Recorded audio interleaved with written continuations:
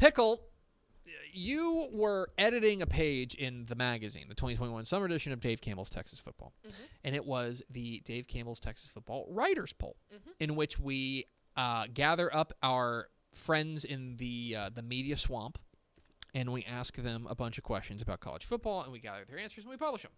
And we had some outstanding, as usual, our friends came through in a big way. Mm-hmm. And most importantly, not most importantly, but what's really fun is we do have guys from all over, guys and gals, I should say, from all over the state and all over the country Yeah. who weigh in. The folks I guess I'll give this away.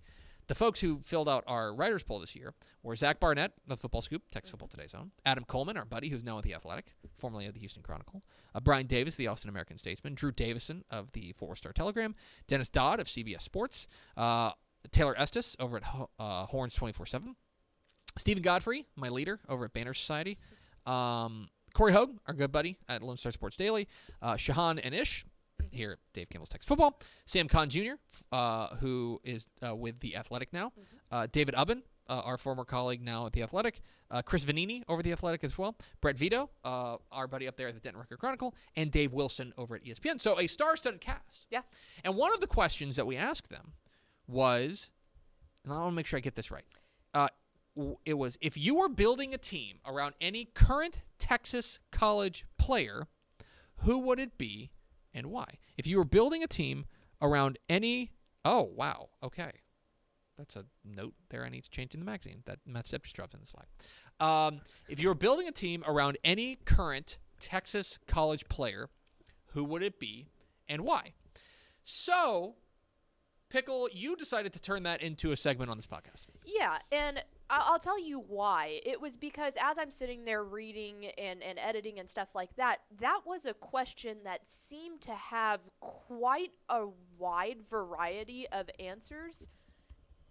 That it was like, okay, well, this is a pretty simple question that you would think a lot of people would throw out maybe the same one or two names. And it's like nearly every person. And obviously these are coming in from all those people. It's not like our people, like we don't change them at all. They're given answers. So I was like, man, well, let's see with Tepper. So what I did was I broke down there were about 4 different categories that people answered in. We have a quarterback category, running back, wide receiver, and then linemen. So a couple of them are O-line, a couple of them are D-line. But we've got 3 from each category, and I want you to go through. And to be fair, I didn't put who in the writers' poll said which thing because I want you to subscribe and get the 60-second edition of Dave Campbell's Texas Football to see who these guys were. Good work. Thank you. These are some of the names that were mentioned, and I want you to go through and tell me which one and why. This is like one of those things on Soch where you have to pick, you have $15. You have your squares. Squares. And the other thing is, not all the Texas colleges are represented because I pulled from that list. So if you don't see a specific college on here, don't yell at me. These are what the writers said. Okay, so let's see what we got. So here we go. Here's the graphic. I have not seen this, by the way. Yes. Okay, so I got to pick a quarterback, a running back, a wide receiver, and a defensive lineman or offensive lineman, which is interesting. Okay, so the quarterback options here are Hudson Card / Casey Thompson at Texas. Yes, both were listed, and we don't know who's going to start. So Tyler Shugg at Texas Tech or Max Duggan at TCU. I'll say this: I think this is the toughest one because in past years we've had I think a really there's been one guy, at least one guy that you're like he's a bona fide something would have to go wrong star. For him not to be the starter. We know he's the guy. And we really don't have that this year. Baylor's having a quarterback change. There's only a few that are coming in. And here we've got 2 guys listed who are not returning starters, Tyler Shugg and then either Hudson Card or Casey Thompson. I'm going to go here with Tyler Shugg at Texas Tech.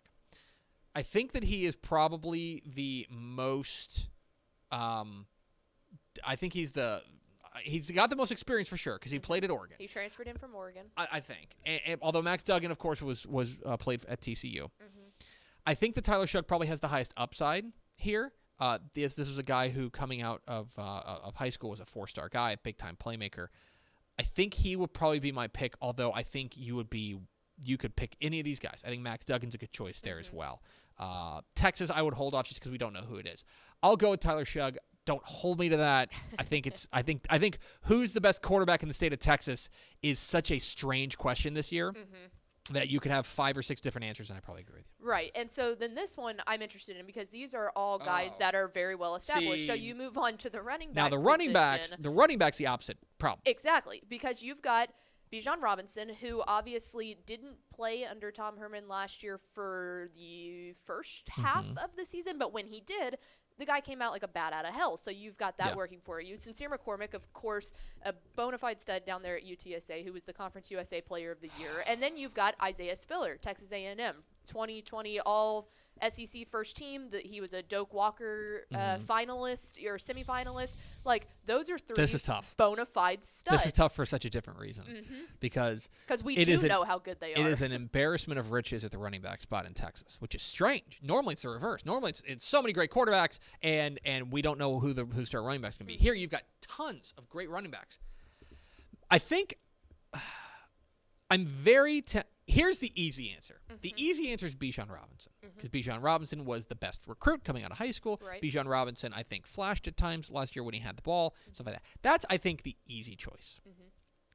The hipster choice is Sincere McCormick. Absolutely.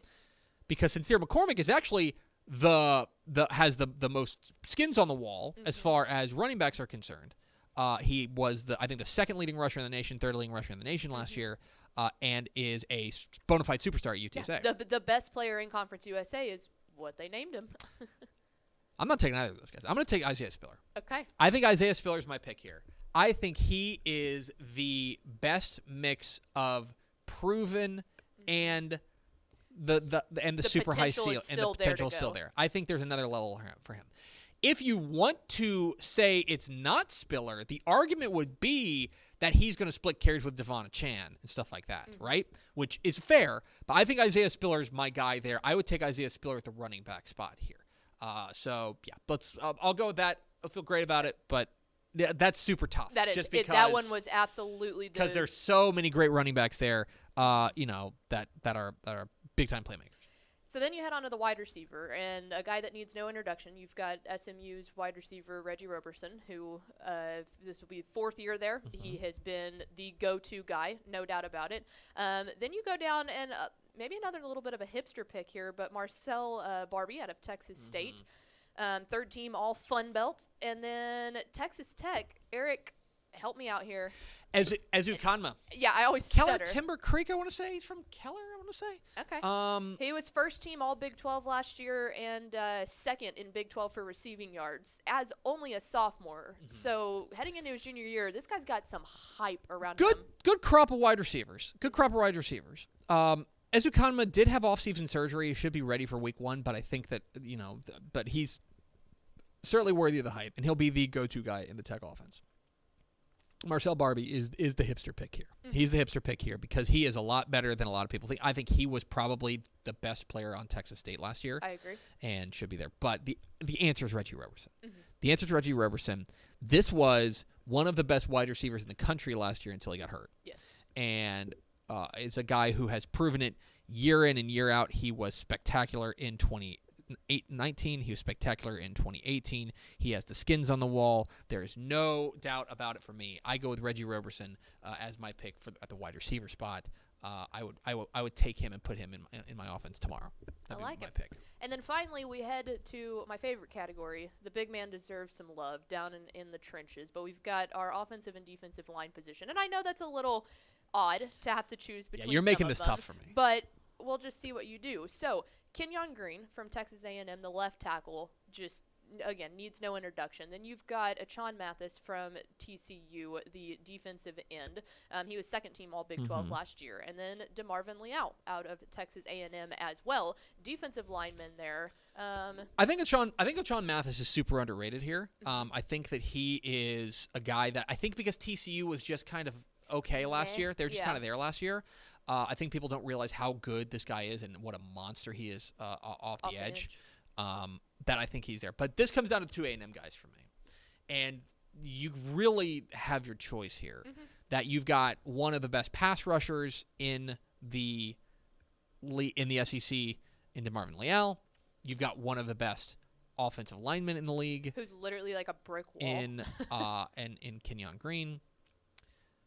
The question is important here because the question is, who would you build your team around? Mm-hmm. That is where Kenyon Green gets the edge for me. Okay. Because I think you take him, you put him at the left tackle spot, and you forget about it. And Yep. you go, fine. One of the huge important things that you need on your team is finished. Like, because you've got if it. you've got that, who's under center, Yeah. it is less Yes. of a stressful situation. Yes. there. DeMarvin Leal. So that's where you build your team. Yeah, DeMarvin Real is a game plan wrecker. Yeah. And is absolutely. an absolute monster up front. But I would say that Kenyon Green at the left tackle spot, you set it, you forget it. That is and the foundation. That's exactly right. Mm-hmm. Is if the question was who is the most dynamic player, like it's Marvin Leal. Yes. But if the question is who are you building your team around, Kenyon Green gets the nod from me. And that's the other reason I loved this question so much, because obviously Texas A&M got both of them. They did a great job with that, and you can do that. But just when you're talking about building a house, where is that foundation being laid? Right. So there you go. Who would you build your team around? Let us know in the comments who you would build your team That's around. me. We'll post that video, or we'll post that graphic on Soch. Yeah. And let you guys go at it in the comments as well. So good segment, Pickle. Thanks. Well done, because I had a big bag of nothing.